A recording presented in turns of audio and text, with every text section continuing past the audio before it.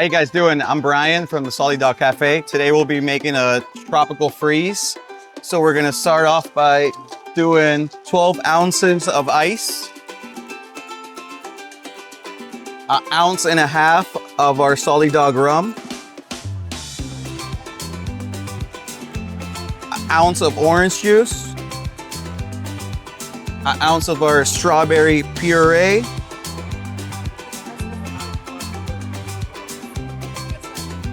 and a little bit of our Coco Lopez on top.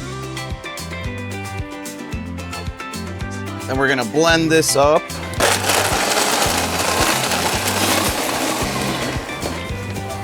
All right. And this is our tropical freeze.